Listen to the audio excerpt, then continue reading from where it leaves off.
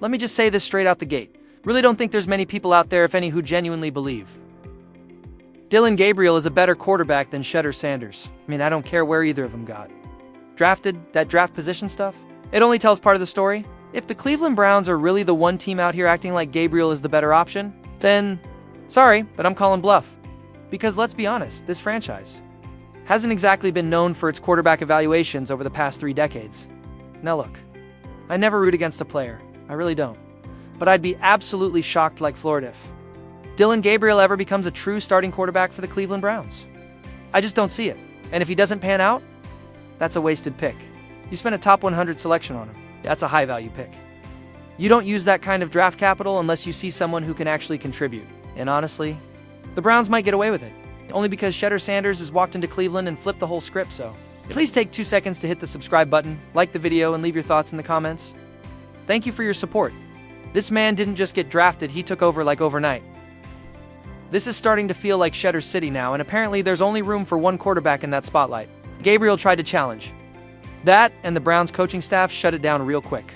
Suspended, benched, out of the spotlight, gone. So what actually went down? What led to this whole thing spiraling out of control? Let's get into it, because this is way more than just your average quarterback battle. This whole situation is drama on another level. It's got locker room tension, media madness, and enough behind-the-scenes chaos to fill a full season of HBO's Hard Knocks. So if you're a Browns fan, or if you're just riding the Shedeur Sanders hype train like I am, you probably want to know what the real insiders are saying. I'm talking about former NFL scouts, guys who've worked with the Niners, the Commanders, the Seahawks. Of those names, Scott McCloughan, that guy knows quarterbacks. He's been part of some major draft wins, especially those late-round gems. And right now, we've got a 5th-rounder in Shedeur Sanders who's suddenly looking like the franchise's future. This is not your average QB controversy, folks. This feels like a soap opera written by Aaron Sorkin and Vince McMahon after 6 shots of bourbon. Somehow a 5th-round pick has triggered a full-blown civil war inside the Browns' QB room. You've got Gabriel and Sanders, both rookies, both with something to prove. The coaching staff said this was going to be an open competition, but let me tell you, from what I've seen and what I've heard, it's not even close.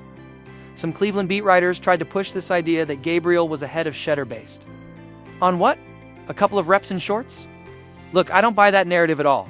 Shedeur Sanders is the real deal. He's got the tools, the poise, the command. Dillon Gabriel, he just had one of the worst weeks you can imagine for a rookie quarterback. It all started like any normal training camp does. A little optimism, a few bland pressers, and 2 young QBs smiling for the cameras, pretending they weren't each other's competition. That fake harmony lasted about 10 minutes, because Shedeur didn't just come to compete, he came to conquer. He walked in like he already had keys to the team facility and a reserved seat on the bus. Meanwhile, Gabriel tried to play the quiet, focused guy, talking about simplicity, focus, blocking out distractions. I respect that mindset, but it just didn't translate.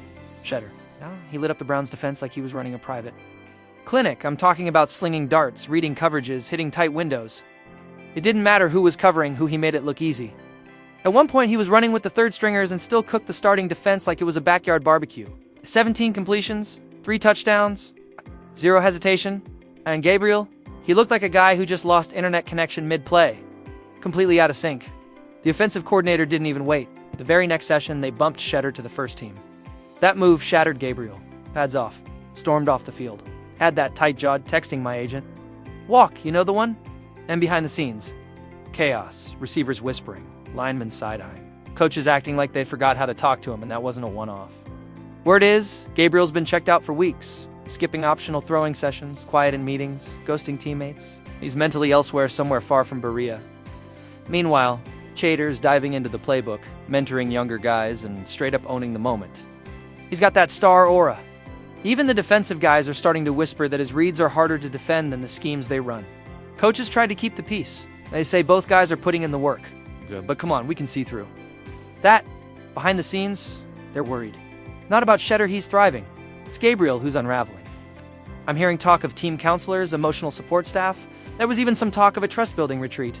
You know it's bad when people start planning campfires and sharing circles? Meanwhile, first in the building, last to leave, smooth as ever. He's not just winning on the field, he's winning in every single intangible way. And let's not pretend like the city hasn't noticed. His social media is blowing up. Everything he posts goes viral. Meanwhile, Gabriel's getting a handful of likes and a comment from his aunt. Local businesses are naming smoothies after Shedeur. Somebody actually pitched the idea of a Sanders Saturday block party, Ownership? They're loving it. The execs are already building a marketing plan around Shedeur. His face is showing up in promotions all over the state, and Gabriel. It's Like he's vanished into witness protection. Technically, the team still supports him, but the leash. It's basically dental floss at this point. And now? Other teams around the league are sniffing around. Gyms are curious. Calls are being made. The Browns might have to make a move. Because right now, it looks like Shedeur Sanders didn't just make the roster, he flipped the whole depth chart upside down. So yeah, this isn't just a quarterback battle. This is a franchise shift happening in real time. Gabriel tried to make it a competition. Shedeur made it a takeover. If this whole process were a football game, we'd be deep in the fourth quarter by now.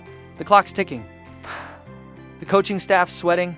And I'll tell you right now, 3 quarters into this thing, Shedeur Sanders has already shown exactly who he is. He's not just showing flashes, he's showing control, leadership, confidence. He's showing NFL-ready traits every single day. And I'm not just talking about outperforming other rookies or second year, or that random dude who's still trying to make it out of the practice squad. I'm talking about everyone, even veterans like Joe Flacco. Yeah, I said it, even Flacco. So please take 2 seconds to hit the subscribe button, like the video, and leave your thoughts in the comments. Thank you for your support.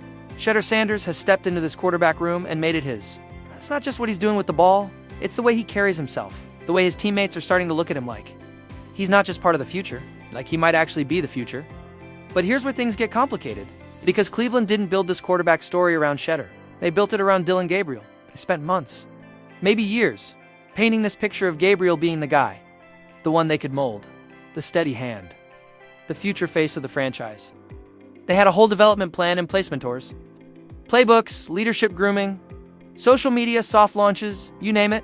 And then Shedeur walks in like a wrecking ball in designer shades, carrying all this swagger, all this natural leadership. And suddenly everything's different. The whole building feels different. It's like Gabriel's arc got hijacked. And nobody told him until it was too late.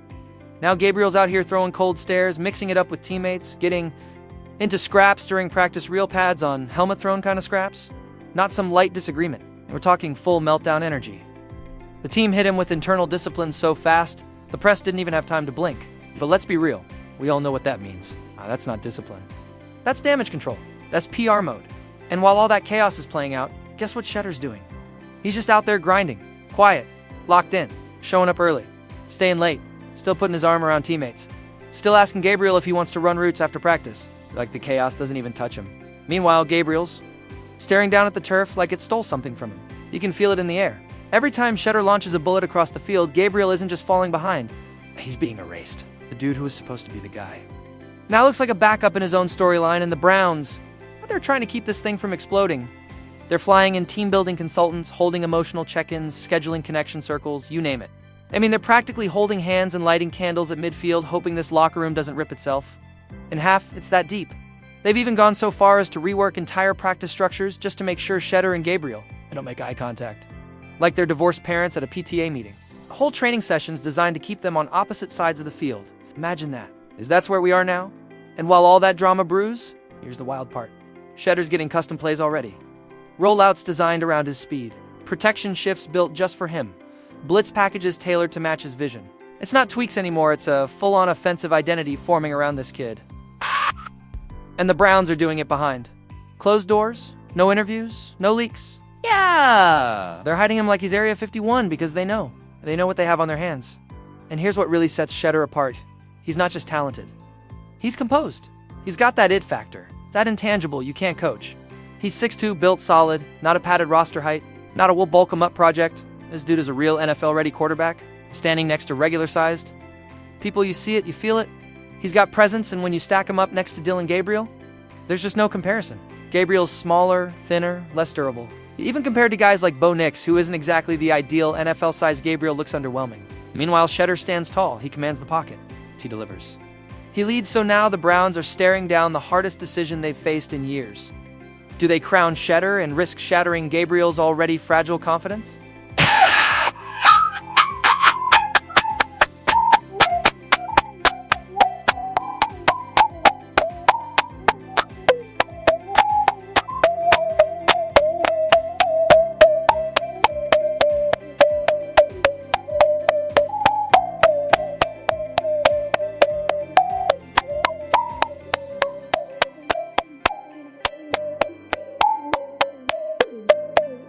we already captured the locker room.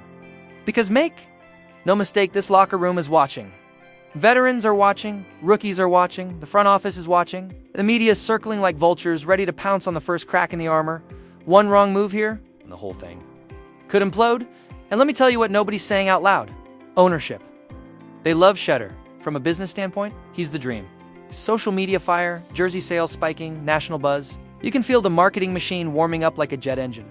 This kid could be the face of the franchise on and off the field. Other teams are already paying attention. Scouts, execs, G-missers, a quiet murmur building. How did this guy fall to the 5th round? And how long until Cleveland messes it up? And here's the nightmare scenario. The Browns fumble this and lose both guys. Gabriel mentally checks.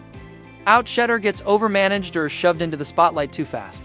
The locker room splinters, the culture collapses, all that progress they made, gone. Vaporized.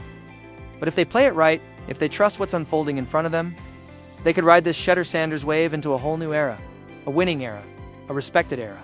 An era where the Browns are no longer the punchline but the headline. That's what's on the line.